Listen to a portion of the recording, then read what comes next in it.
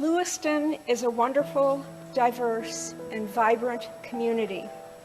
It's a place I've been proud to call home for more than 45 years.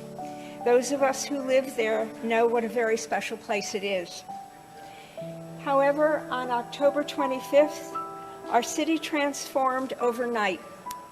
In a matter of minutes, a city normally so full of life and light became a community in mourning as we were forced to grapple with unimaginable heartache and profound grief.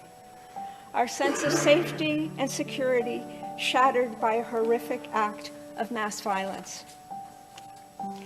18 Mainers lost their lives that night, lives unjustly and violently cut short. They were our friends, our neighbors, our loved ones. The eulogies for these good people were full of praise for them and for the things that made them special. They were kind, loving, and courageous. Some were veterans who had served our country. Some were mentors and coaches to young people. Some enjoyed spending time socializing with friends, playing cornhole or bowling on a team after a long day at work. Many were devoted fans of the Celtics, Red Sox, and Patriots. They were proud parents and grandparents. They were sons and daughters, spouses and co-workers. They all loved their families and friends deeply, and they were adored and loved deeply by their family and friends in return. It's been 3 months since the devastating attack in Lewiston. The world may have moved on, but for the people of Lewiston, the surrounding communities, and many in Maine, the healing is just beginning. The pain, the trauma, and the anguish remain for many. We are living the advice of Reverend Sarah Gillespie, who reminded us at the time that we need to stay strong, stay kind, and stick together.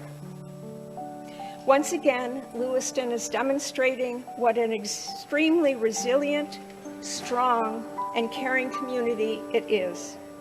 As we have in the past when faced with tragedy, we will emerge stronger than ever.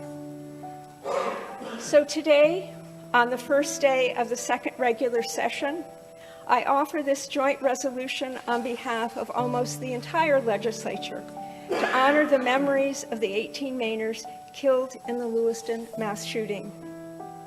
This joint resolution represents our shared grief and compassion for our Maine neighbors who, with broken hearts and lives, must now manage the new absences in their lives.